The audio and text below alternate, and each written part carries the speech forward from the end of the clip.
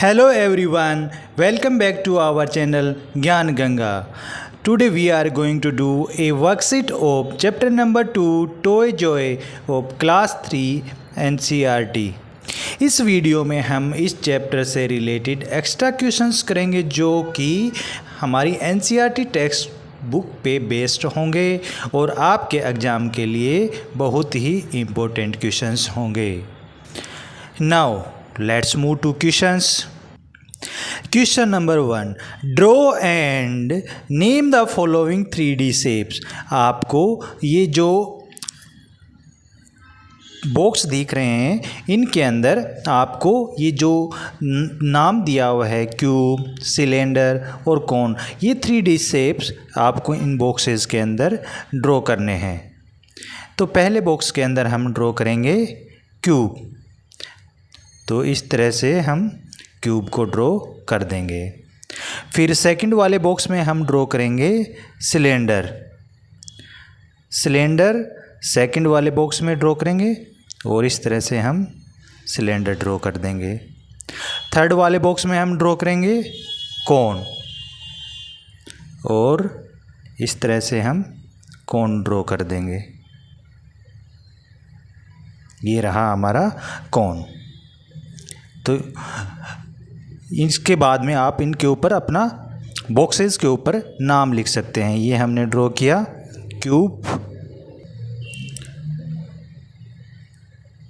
Cube, cylinder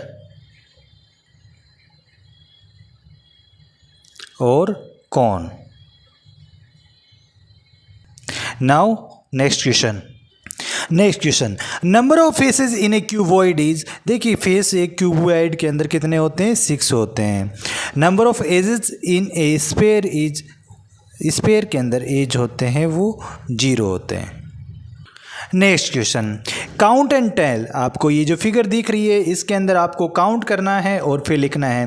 देखिए इस figure के अंदर आपको कितने सिलेंडर दिखाई दे रहे हैं. तो आपको इसके अंदर सिलेंडर कोई नहीं दिखाई दे रहा होगा तो वो 0 हो जाएगा. उसके बाद में क्यूब काउंट करेंगे तो 1 और 2 क्यूब दिखाई दे रहे हैं यहाँ पे. उसके बाद में क्यूबॉइड देखिए 1 2 3 क्यूबॉइड दिखाई दे रहे हैं. उसके बाद में स्पेयर, एक स्पेयर दिखाई दे रहा है हमें ब्लू कलर का. उसके बाद में कोन, देखिए यहाँ पे हमें 2 कोन दिखाई दे रहे हैं. Next question, match the following. इधर आइटम दिया हुआ है और नेम ऑफ द शेप. देखिए ये जो आपको आइटम दिए हुए हैं इनको आपको शेप से किस तरह का ये दिखता है उससे मैच करना है. जो पहले नंबर पे आपको वाटर टैंक दिखाई दे रहा होगा, वाटर टैंक किस तरह का दिखाई देता है तो ये सिलेंडर टाइप का है. उसके बाद में ये जो फ्रूट है आपको किस शेप का दिखाई दे रहा है तो ये स्फीयर टाइप का दिखाई दे रहा है. उसके बाद में जो डाइस है ये किस शेप की है, ये क्यूब होता है तो क्यूब के से मैच कर देना है. उसके बाद में ये कोन से मैच कर देना है. Next, fill the table. ये देखिए आपको टेबल दिख रही है, इसको हमें फिल करना है. तो देखिए इसमें शेप्स, नंबर ऑफ़ एजेस और नंबर ऑफ़ फेसेस ये लिखना है. क्यूब के अंदर कितने एजेस होते हैं तो ये हम सब जानते हैं. क्यूब के अंदर 12 एज होते हैं और नंबर ऑफ़ फेसेस 6 होते हैं.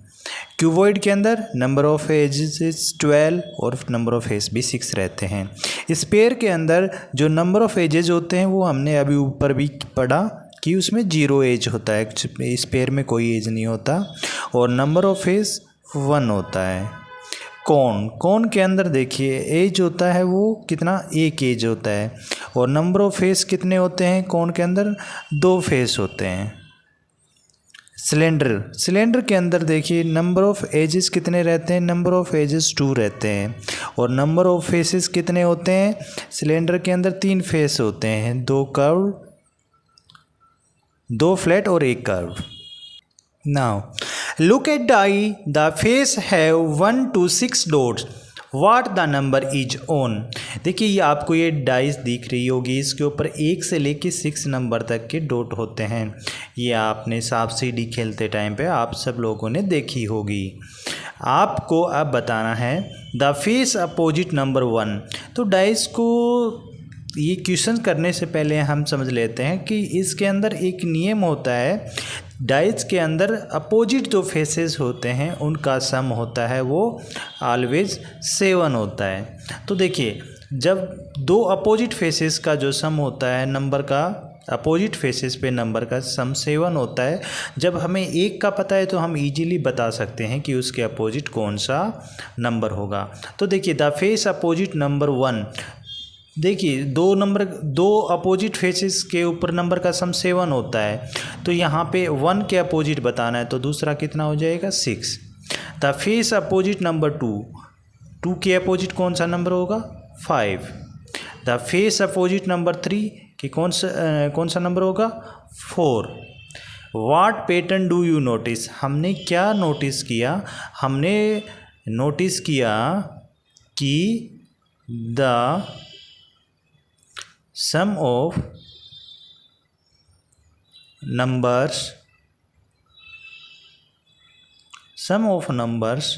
on opposite face is 7. The sum of numbers on opposite faces is 7. So this is the last question of our worksheet. Thank you for watching this video. Have a good day.